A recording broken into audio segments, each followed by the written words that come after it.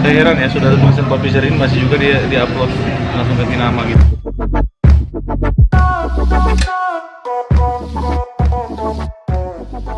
Halo. Apa ya?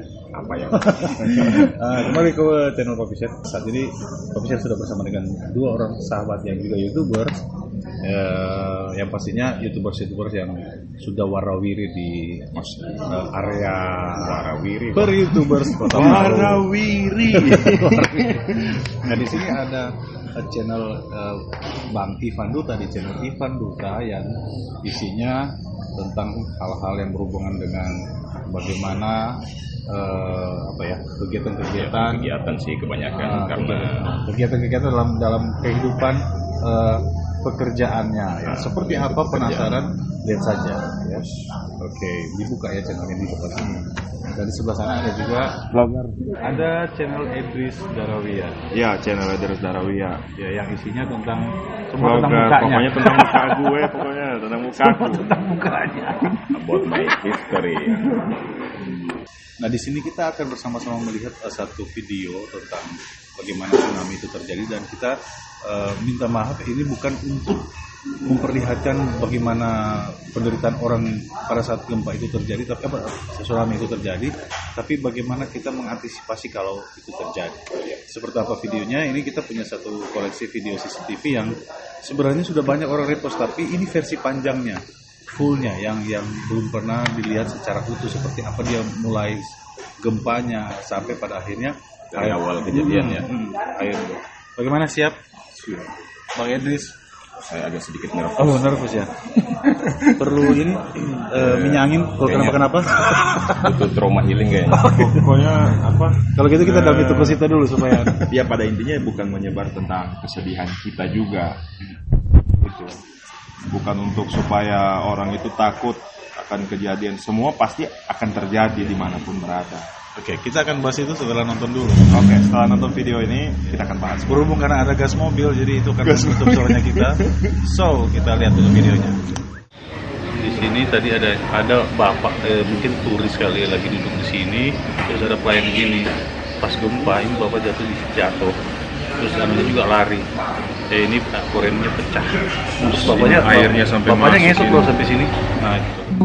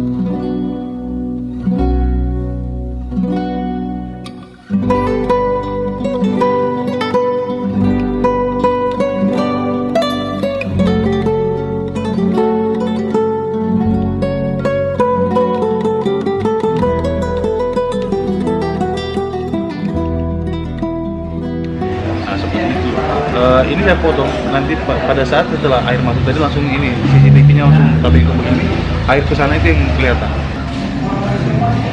Saya heran ya, sudah tulisan publisher ini masih juga dia upload langsung ganti nama gitu, itu dia rekam seperti itu. Begini ya, jadi kita mengupload ini bukan dalam arti kita itu mau betul supaya orang lihat, makanya kita sisipkan dengan penjelasan di sini.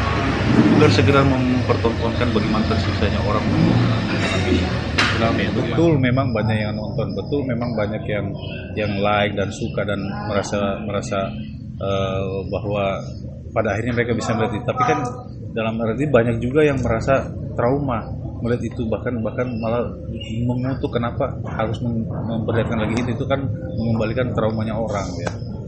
Nah, tapi di sini kita membahas ini bukan untuk hal-hal seperti itu, tapi kita justru bagaimana mengantisipasi itu ya. Menurut Om Ivan, kalau terjadi seperti itu ketika kita berada di pinggir pantai dan tiba-tiba air sudah datang seperti itu, kira-kira antisipasinya seperti apa?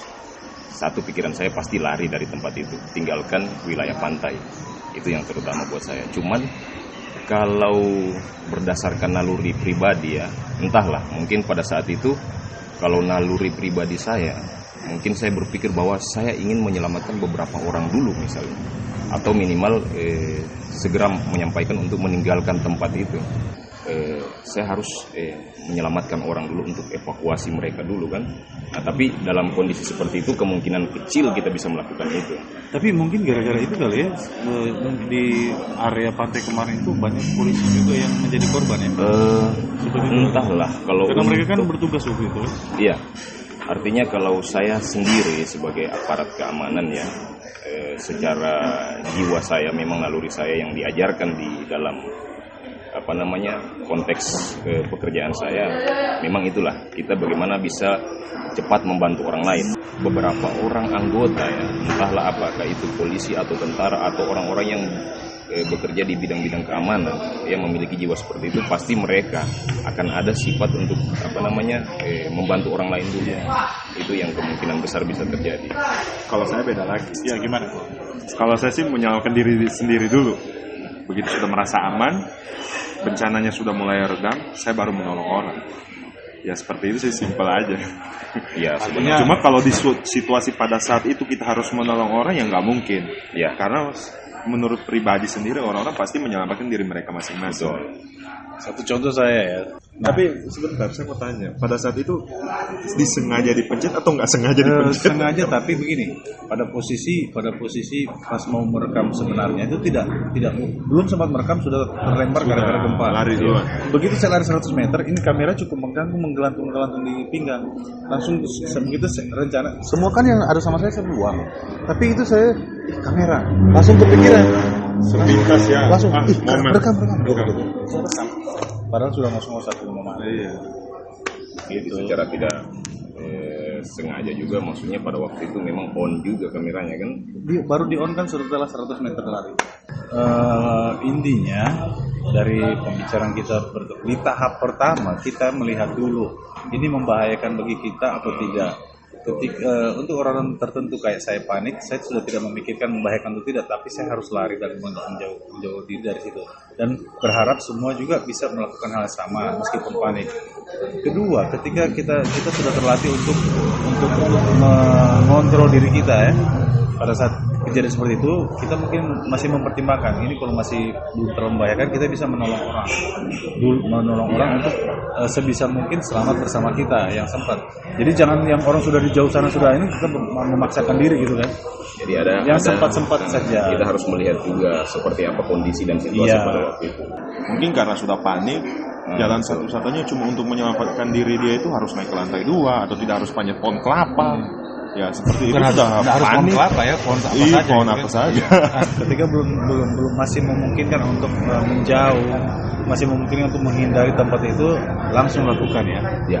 Sebisa mungkin. Tapi dengan tetap kontrol saat melarikan, karena kadang-kadang kita sudah tidak memperhatikan jalannya lobang, jalannya sudah bagaimana, akhirnya malah jatuh gitu. Tapi wajar itu ya, maksudnya natural. Dan itu kesempatan kita juga lari ke tempat tinggi belum tentu bisa juga. Nah maksudnya sebisa mungkin pada saat kan kalau masih lama kejadian jaraknya kita masih bisa lari menjauhi gitu. Kecuali kita sudah betul-betul berhadapan dengan bencana itu sendiri, misalnya airnya sudah sangat dekat, kita otomatis jangan membiarkan diri langsung terbawa, tapi cari sesuatu yang mungkin bisa menyelamatkan diri. Tapi by the way, saya ini yang kedua kali loh. Lo siap? Lo di mana? Di Jogja pertama 6,9. tapi tidak berpotensi tsunami. Nggak berpotensi tsunami. Jadi dari pengalaman yang tadi itu, beberapa orang yang sempat selamat itu ternyata mereka berusaha sebisa mungkin. Pokoknya namanya orang pengen survive, pengen selamat itu pasti berpikir berbagai macam. Jadi ada yang kalau saya lihat dari setiap video itu ada yang selamat karena naik di pangkal jembatan. Pangkal jembatan ternyata tidak roboh, yang baru mau naik dan yang mau turun di sana itu ternyata tidak roboh, baru jembatannya roboh. Itu banyak orang yang selamat. Kedua, ada juga yang selamat naik ke menara TVRI. Ada, dan mereka sempat meliput sedikit meskipun goyang-goyang. Ada juga yang selamat naik pohon. Dan yang paling bersyukur adalah selamat karena terbawa arusnya tarik dan arusnya kembalikan lagi, dan mereka jadi memang betul-betul kita kembali lagi pada kuasa Tuhan. Meskipun berakhir dengan luka-luka. Ya, jadi selain mengusahakan, yang kita mau katakan di sini adalah selain mengusahakan secara sendiri, tetap berserah ya. Jangan tetap terbawa arus kesenangan. Ya, Tapi dampak yang lain nggak dipikirkan. betul. Seperti itu. Kita juga yang di sini bukan siapa-siapa, bukan orang yang, tapi melalui peristiwa-peristiwa ini itu kita mencoba untuk kembali bagaimana supaya ketika ada kejadian seperti itu sudah bisa mengantisipasi. Oke, terima kasih sudah menyaksikan ini dan bye-bye. Heal the world, make it better days for you.